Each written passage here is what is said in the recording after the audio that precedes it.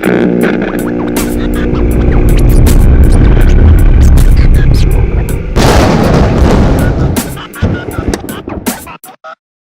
up, guys? We're back for another week here of doing movie reviews. It is week 2 of our guest Erin being involved here, and it was her pick this week. Kill a Mockingbird was the pick. It was written by Harper Lee, her only novel that she ever published. Released on July 11th, 1960, and the movie was released Christmas Day of 1962. It's your pick, so why'd you pick the movie? Well, I love the book. Read it, of course, in high school. I actually can say that this movie is one that is just as good as the book. It does it justice. And I don't say that very often. I love it. I love this movie. Love it. Can't wait to watch it again. I don't think it does the book justice, though. Oh, I don't. do. I remember reading the book in high school and then immediately watching the movie and being like, oh, like, just so many things are left out. Like, there's more interaction with Boo Radley and the tree, a lot more time spent on that. I just enjoyed the novel more. I think the novel's a masterpiece, but I don't think this film's a masterpiece. Yeah, they just imply that he had left them all these things that you don't see them collecting.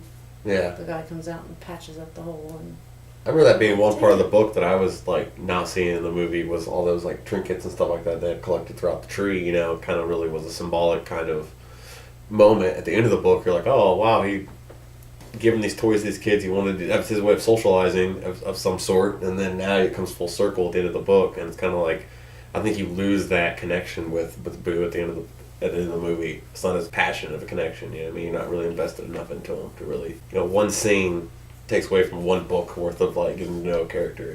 That's how I kind of felt. I have to disagree.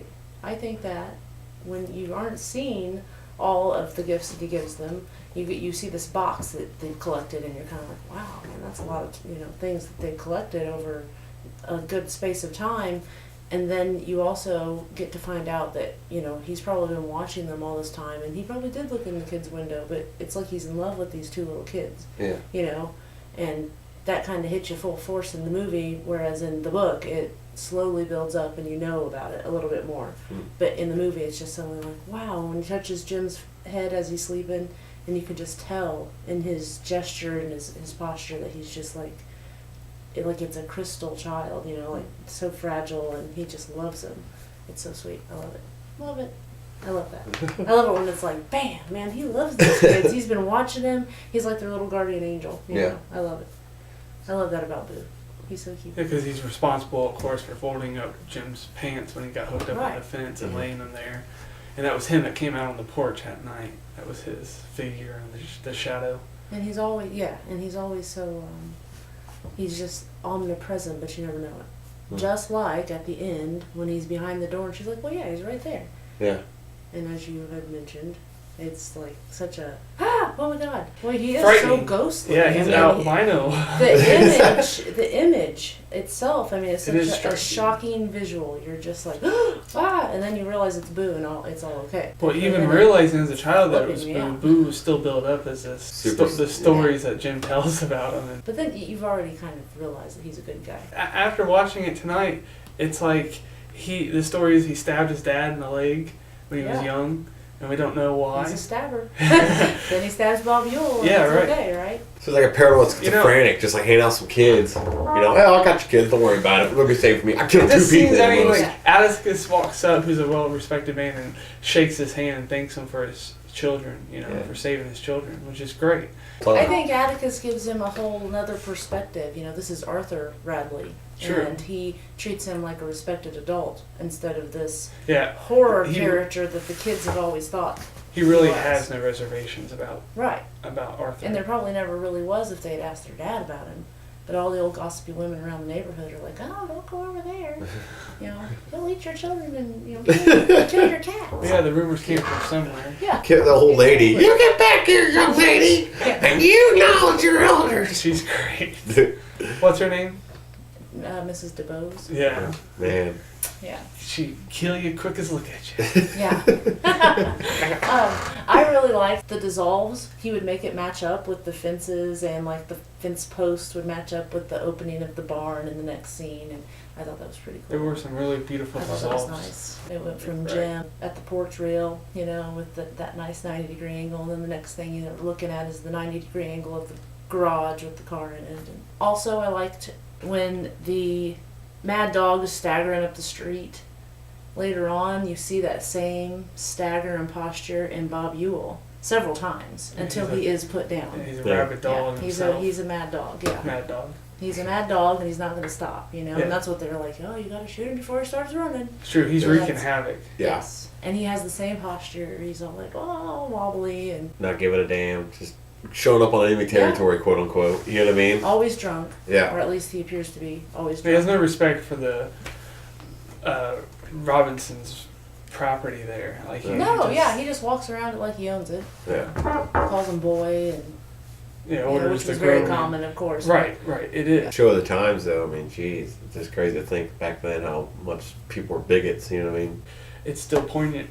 Yeah, that they're a lie, and he shouldn't have to tell everybody there that it's a lie. Right. Yeah. But of course, he does have to, and that's why he is. Just to remind them that. When I watched this as a kid, I was just dumbfounded that I knew Mayella was lying, and then he's still guilty? Like, that made no sense to me as a child. I had to, like, grow up to understand what really took place in that courtroom. you Yeah. know? And Tom knew he was screwed. He wasn't going to stick around. That's if he actually made a break for it. Who here actually thinks he made a break for it? Not me. I thought that was set up. I think he probably didn't, but he did go out of the courtroom in a strange manner, and Well, Adams that's the was thing. like, I "Tom?" believe he's losing it. He's losing it. I know it's a hard one to believe that he just got shot because he went crazy. Maybe he did run off on his own because he was freaked out and knew he had no chance in hell of an appeal being successful. But then he aimed to wound him, but he accidentally shot too good. Try to shoot him in the hand. Yeah. But Exactly. we only hear the story from Atticus. We don't get to hear the guy that delivers the news tell Atticus. The We're sheriff. brought away from that. It is the sheriff. Yeah. We're brought away from Right. that, right? So we don't actually hear it from the sheriff's mouth. It's reported from Atticus to the kids. True. Maybe he changed the story. He says to Jim early that there's a lot of ugliness in the world, and he wishes he could hide all of it from him. Also, we know when he's talking to Scout, he's willing to bend the rules and still let her read at home, even though the Mhm. teachers order her not to Yeah. read with her father at home. His number was up. Even when he said the appeal, he just kind of didn't even say anything. He just walked out of the Yeah. courtroom. Right. Yeah, dude. That's why Seriously. Atticus was like, Yeah. Tom, He had no more. don't give up. He No was more like, I'm faith. done. Yeah. It was gone. I mean, if you can't let me go on this, Right. Yeah. I mean, then what the hell else am I there's going no to way say? he could be. Right. His left arm doesn't work because he got caught in a cotton gin, right? Yeah, he was 12 years old. But he always Just a helped little him. bit You know of what I mean? He revenge. always made it right with him. He did his Yeah, legal service for him. he's not a bad guy. Yeah. He's He's a just good in the guy. middle, and Which they makes it harder for them to resent Yeah. him, and it makes them resent him even more, It's, Yeah. man, and they how do just you want have him be to so step perfect? aside when they come for Tom. Well, we don't know what would have happened if Scout and the other kids hadn't shown up. True. It could have gotten kind of nasty. We don't know how True. Atticus was pretty confident that he was going to be able to handle the situation by himself. But if things had gotten physical, the facts are that it was one guy to like a mob of 12 or something. Atticus crazy, was so, outnumbered, yeah. clearly. I felt like she was being genuine when she said, she couldn't get it out what she wanted to say, because she was 6. Entailments are bad. Yeah, entailments are bad, but he has time. And- Gregory Peck is great in this film. yeah.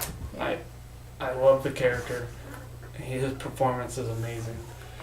His At the end, monologue. his closing statement. Yeah, Yeah, that was actually shot all in one take. He nailed it the first take. professional. He Pro. is like the I love this word, Quintessential. quintessential pillar of integrity. I mean, isn't he wonderful? That's why I don't think he's lying about the outcome with Tom Robinson. I think he's telling it like it is, He might be. and Yeah. or at least he's telling it as it was relayed to him. Because he gives his kids a lot of honesty. It's not like he really does hide a lot from them. He says, I No. wish I could, but I don't think that he. Well, like Tries to he do couldn't that. hide Bob Ewell stumbling out of the darkness drunk. Well, yeah. He couldn't hide that. When Mr. Cunningham comes with the hickory nuts, he explains to Scout that he doesn't think she should come and get him because it embarrasses him, and he lets her know that. Mhm. And then she uses that information later on. And in that scene, is this a 6-year-old diplomat? Ooh. I She don't knows what know. she's doing, right? Does she just I don't Yeah, see know. Not. Mr. Cunningham and then just volunteer this information the way she does? I think it's a little bit of both. She Yeah, knows maybe something's she going realizes on. it's a weapon, that information, because it embarrasses him. Yeah, because he So turns she- away. Yes, she knows that And she she just could keeps- shame him in front of all She these just people. lays it on heavy. Mm-hmm. So I maybe know she you. does. I know your son. He's a good boy. Yeah, and calls him out by name. Oh, you had talked about how it felt like with the music and the way things were set up. It just seemed like we were on the set of Andy Griffith sometimes. Yeah, I think the Andy Griffith show borrowed, Soundtrack pieces. I don't know, like themes or something to this from this film, because it has that whole Andy, like that father figure, that dominant father figure with the widowed Yeah. with the younger child. Yeah, and he's a law enforcement official of sorts. Lawyer, and Yeah. he's not just a sheriff from Mayberry, he's the justice of the peace too. So I guess While watching it, the sound cues makes me think of it, and the feeling like if you watch like the haunted house episode in Andy Mhm. Griffith show, Mhm. it has that when they're like going up on the Radley's back porch. It Right. feels really similar. I really like that the movie itself is shot at night. Yeah, they're all shot well, shadowing and stuff like that. All fit great. You And there's guys some don't great know night this. scenes. Mockingbirds are active at night. Perfect. Yeah. It's not ever done. Harper Lee thought so too. She loved it. She thought it was just perfect that they had done such a good job of replicating. They went back to her hometown, and of course it was modernized too much to be usable, so they just built one. This was directed by Robert Mulligan, who worked with producer Alan Pakula, and they had 6 more films after this because they just really clicked. So Such a fun scene when they're like crawling through the backyard trying to go snoop to look in the window to see Boo. It's just a great scene. Boo's already seeing them. Yeah, he's already probably got his eyes on him, and the fence squeaks. And it's like spit on him. Spit on it. Spit on it again. When he comes out and the shadow's on the wall, that's Boo's shadow. He's like got his hands up the shadow, like they're reaching around Yeah. Jim's Messing neck. with them. He's messing yeah, with is them. he playing? I don't with them? know. It looks like it. Yeah. It's very frightening. Ask him yourself. There he is right there. I was like, what? I was like, where's he at? First of all, I was like, where'd he go? He's got to be here somewhere. Did he slip out the back door? No. So where No, I is thought he? he went home. I Like, totally where is forgot. he at? Boom, right behind Totally him. Right behind the door, just hanging out. Great scene. Yeah, it was. It was like hard stopping for a minute, very much so. Like, It what was the good. fuck? Do you enjoy the scene where after the end of the trial, Atticus is alone in the courtroom and he goes to walk Yeah. out, and the minister tells Scout to stand up. Her father's passing. Like, we can't ask for any more from this guy. You know what I mean? We can't ask for anything more. Well, like he told Scout that everybody was expecting him to do basically a half-assed job, not really try to defend the guy, and everybody, he obviously did. Change their minds. Yeah. Well, everybody in the balcony was showing him that Yeah. we understand that you did not do what every other white lawyer in this town would have done. Do you think, like, Scout makes it okay for Atticus to accept the lie? She's just like, it happens just like he said. And he's like, oh, okay. Making him feel at ease with it because she knows it's the right thing. That guy deserved what he got. He let the Mockingbird sing. He didn't push the issue. Right. And the Mockingbird is Because Boo Radley. and he really thought it needed to go before the county. Well, Why would and he that do was the that? thing too. Is he's like Because the way he is a quintessential pillar of integrity. figuring that Jim stabbed Bob Ewell, like Atticus is. Yeah. And he's like trying to figure out what the age of Jim is because he thinks Jim stabbed him. Right. And the sheriff's like, "You're out of your mind. Yeah. Jim didn't stab that man." Yeah. He had a broken arm. Anyway. There was a ham getting beaten up. This little boy's getting beaten up. Yeah, he didn't mention the ham's ham. adorable. Oh, ham. Yeah, it's that's just great. crazy. I can't get a ham. She looks like one of those old the bowling pins you used to play with when you were a kid. And that's what Those she's little, looking like those little too. Russian dolls. You take Yeah, one out, exactly. take another one out. That's what I think she looked Yeah. more like. The I really greatest like the adventure. up close of her eyes, and they're struggling, but you don't get to see what's going on. She's like, Oh, it's frightening. and her eyes are changing so much, and then also the detail in the costume. You can see it's just so raw because you can see how they made the paper mache of it. I Okay. love when she comes out in a dress for the first time. First day of school. That's a great scene. Yes, I totally understand how she feels. First day of school, has to wear a dress, gets in a fight. Yes. Boom. Jumps on the kid with the white dress on. Yeah. Or pale blue or whatever it was. Yeah, the dress is not on her mind at that point. No, it's good. And I love even Gregory Peck is having a hard time. You can tell he's like wanting to laugh when she comes out in the dress, and not really at her, but just her behavior, because she's like, oh, I look awful, and he's it's a trying spectacle to for hold all of it. them. Yeah, they're all just trying to hold it back. For the neighbor and for Jim. Jim's like, look at her.